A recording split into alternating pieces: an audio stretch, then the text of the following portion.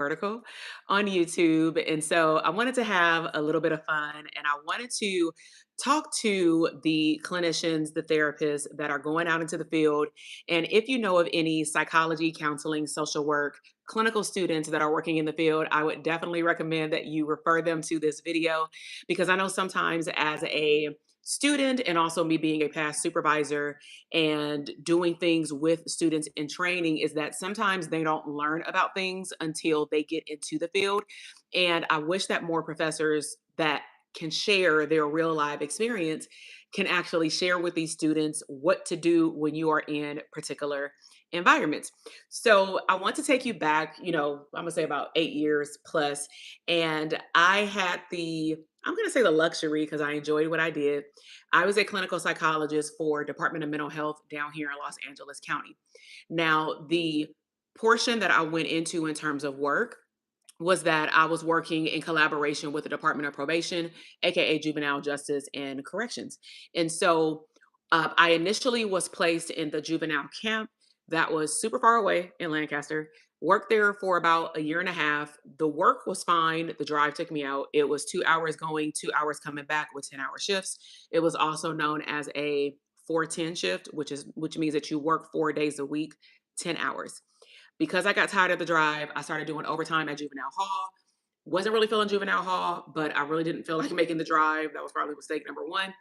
Is I then transferred into juvenile hall and then I went into juvenile justice after. So juvenile justice aftercare, if they go in order, it's like juvenile hall first for violation or arrest. Then if someone is convicted or they get sentenced for violated probation, they go to camp. Then they go into what's called juvenile justice aftercare. Juvenile justice aftercare was created after I was at the camps already, because I know that we had talked about that the kids that left the camp, similar to someone leaving correctional facilities like prison, they need transition, especially kids. They're still kids. I don't care what they did to be convicted of a crime. They are still minors. They are still children that need support. So they created this multidisciplinary team MDT meeting where basically anybody who's gonna breathe on a kid when they go home, anybody who breathes on the kid when they're in camp, everybody sits at a table and makes a plan for this kid.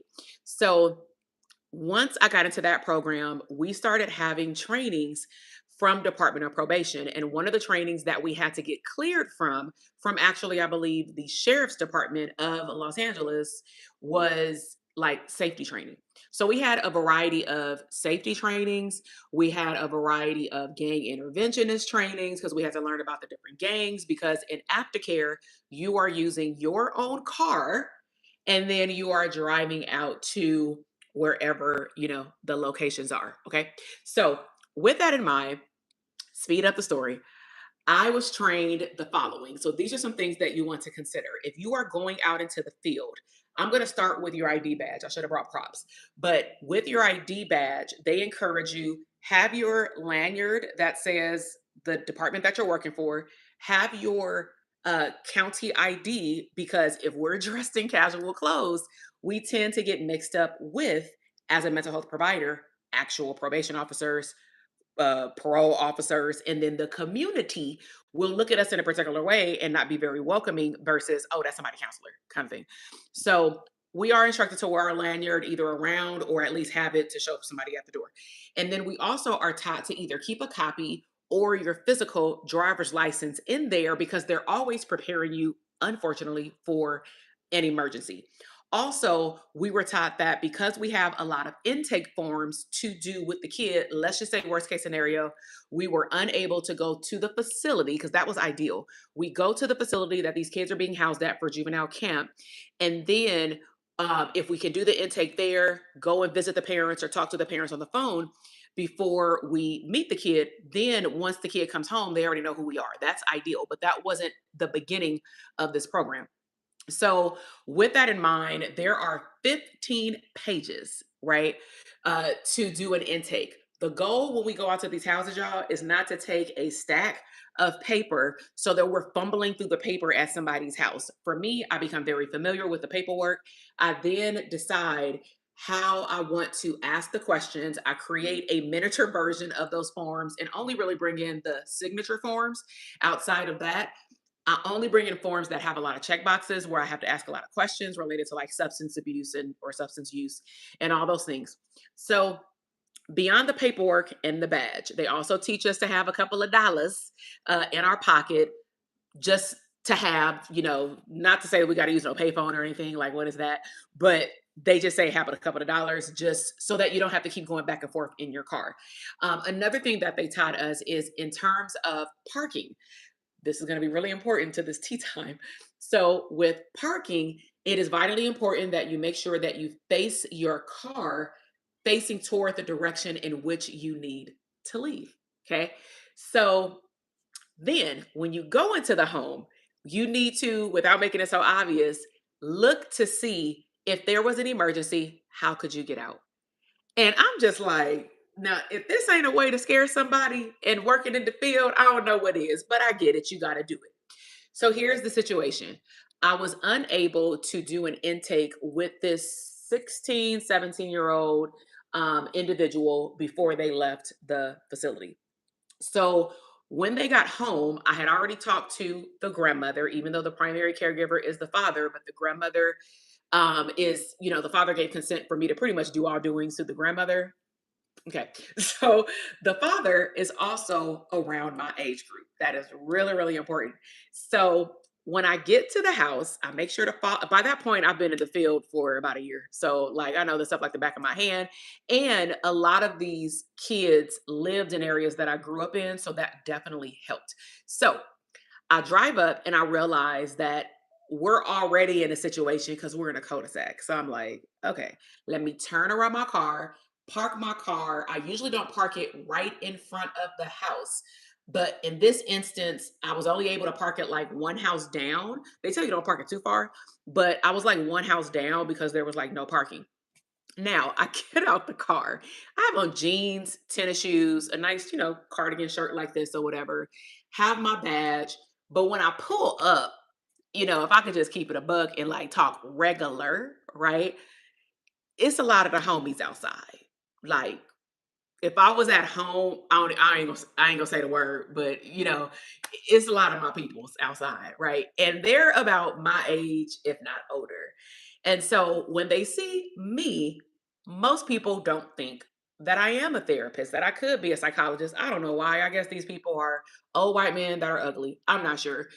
But when I walk up, they were like, "Hey, sis." And so the dad knew who I was. And I looked at him and I'm making eye contact, like, can you say something? You feel me? And so I ask around first and like see who is the dad. That was the other issue. He was like, "Oh, are you so and so?" And I'm like, "Yeah, I'm Dr. Jackson." And he was like, "Oh, okay." So I'm looking at him because he's not really correcting his homies, like friends or whatever, of how he's talking to me. So then what I realized is it's one of those houses that sits super far back from the curb, which means that I gotta walk damn near a mile to get to the front door, y'all. And I'm just like, come on. All right. So I walk and it's whistles. It's you can be my counselor type of situation. And I'm just like, I can't do this each week, right? So as I proceed to get to the door, they were like, "What do I got to do to work with you?" And at that point, I'm just about to be Takesha. And I'm just like, I only work with people under 18. Oh, and they were like, "Well, I could be 15, 16, 17. I could be whatever age you want me to be." And I'm just like, ugh. So I'm like, that's not gonna happen. They decided to walk me to the door. Like they walked with me with the dad to the door. So I enter into the home and then the grandmother comes out and smashes and she's like, "What are y'all doing? This is his therapist, this is his time." Now, this is this kid's first full day back home. He had not checked into school yet. He was about to. So they said, might as well go do the intake before he starts school. Cool beans. So the way the house is structured, I didn't know that the out exit situation. So I kind of peeped that grandma went into a circle. And then I saw when I was about to sit down that there was a back door to get in the thing. So I'm like, okay, that's my safety thing. Right. So I sat down with the kid, and the way we're facing, if we're sitting where I'm sitting at on the couch, we are facing the front door. Grandma said she was going to give us some privacy. So she went in the back while me and the kid did the intake. Now, while I was talking, I did notice the kid was not as talkative, but that did not bother me because most kids are not talkative, let alone if they don't know you. And they teenagers and they just got out. They done did a 9-month stint plus whatever they spent. before they even got to camp, like in juvenile hall, fighting their case, then going to the middle facility to then go to camp. They could have been sentenced for 9 months, but they technically could have done 12 to 14 months, right? It just depends on what kind of case they're fighting. So as we're doing the intake, we start hearing commotion in the in the outside. And I'm just like, these folk are causing a problem, right? And so at one point we could not focus on the intake. And so I asked him, was he okay? Because he did to me look startled, more like he was being triggered with his nervous system and fight or flight response from some form of trauma. Now, I too have a gut feeling like a knot that starts to twist when I feel like something might turn to an unsafe situation. Okay. So I said, pause. Grandma came out. She said, is there a problem? I'm like, he can't focus because I don't know what's happening outside, but can you go find out? Because it's really imperative that I do as much of his intake as possible because once he start going to school, that's an all day situation. And I would prefer to talk to him as soon as he, got back home or whatever from jail. And so she went out there, gave them the business, right? Start cursing, going off. And I'm like, go ahead, OG grandma. Let's get it. So she go off and then go off on the dad, like, nigga, like your kid therapist in there, you embarrassing me. So come to find out, some of his friends got into an altercation over some THC cannabis. I don't want to say certain words on here, but they got into an altercation. It just so happened to be that the sheriff was doing its round and about. So what I realized once I saw grandma kind of open and close the door, like the wood door stayed open, but it was a bar door. And what I realized was the kids saw the police. So when I say that he had a fight or flight response in terms of frozen, I don't know what to do, nervous system is shutting down. I think, and he confirmed it later, that he thought he was about to get arrested, even though he hadn't done anything. But that's where his brain went to because he had just been home only, what, 36 hours. So, I put away the paperwork. I did all that we could. And I just said, you know what, we can finish this if you want me to come back, yada, yada, yada. So, um, so I walked outside and I'm just like, this is why they say don't park in the driveway when you do field work. This is why you don't park in front of the house directly because if you get blocked in, you can't get out. So luckily I parked again the next house down, but it was in viewable perspective. And so I walked down the long walkway. The dad ended up coming to get me to walk me back out. The friends are still whistling. And then the two people that had an argument, the grandma said, y'all need to take that ish down the street. And I said, thank you, because I need to get outside this gate because the sheriff was kind of blocking it. And so they drove down about 4 to 5 houses down. Nobody was arrested, but I guess they were just talking to the sheriff about what happened. I don't know, about the fight as grown men or something like that. But the kid was still like frozen. We couldn't finish the intake. So what I recognized when I then went back and a similar situation happened in terms of just like the crowd of people that I had to walk by, kind of like I'm in a jail yard, you know what I'm saying, getting whistled at. I asked the kid, what do you like to do for fun? Like, that's actually how I ended the first session. Like, what do you like to do for fun? Most kids usually can't tell me with their confidence levels, their strengths, and what they're really good at. That's legal. You get me? And so I will usually not end the first session unless a kid tells me three things. Now, the way that I go about this, and let me know down below if you want me to go over how I build rapport in an intake, especially with kids, what some people say as difficult teens and all that kind of thing, is I have a way of building a relationship with them where I like to end on a good note. And so some people start off with strengths. I just start off with getting to know them. I want to know what they do for hobbies, what they do for fun. But one of the tactics that I do if a kid or an adult says, but especially a kid like in gangs and stuff, if they say that, oh, I don't know what my strengths are, I'll say, okay, well, do you have friends? Not too many. I'm like, all right, do you got homies? Y'all know what I'm talking about. And they're like, yeah. And I said, okay, well, do they trust you? Do you trust them? And they like, for sure. And I may make a comical joke depending on the kid's vibe and say, well, clearly you trusted them. I mean, but you here. You know what I'm saying? Like you on probation, but we not here for that. And they'll start laughing to break the ice, but I really gotta feel if I could do that with the kid. And I've never been wrong. I just read body language and energy, right? So I will then ask, okay, if you can trust them and they can trust you, then like that's a strength is that you're trustworthy. Now, I don't go into the conversation of what do you trust them with? Stealing, like I'm not doing that. But I have a way to end it on what are the strengths. So anyways, after I wrapped up the first session and then we scheduled the next, I realized that the kid really enjoys playing basketball. Now, because I have history of playing basketball from 7 until about 18, I'm like, I like to do that. I'm an athlete. So he had a park literally in the cul-de-sac. It was a park basketball court right there. So I said, as long, and at one point I just got a basketball, but I'm like, as long as you want to come down and play basketball, we can pretty much play the question game and get to know each other that way. And that's how I actually finished the intake. So it was pretty nice. It was fun.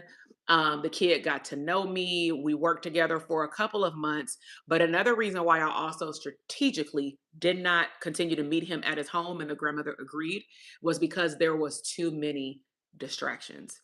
And so with that in mind, I thought that would be a fun lunch break. I know on the Pacific Standard Time, it is only 12:39.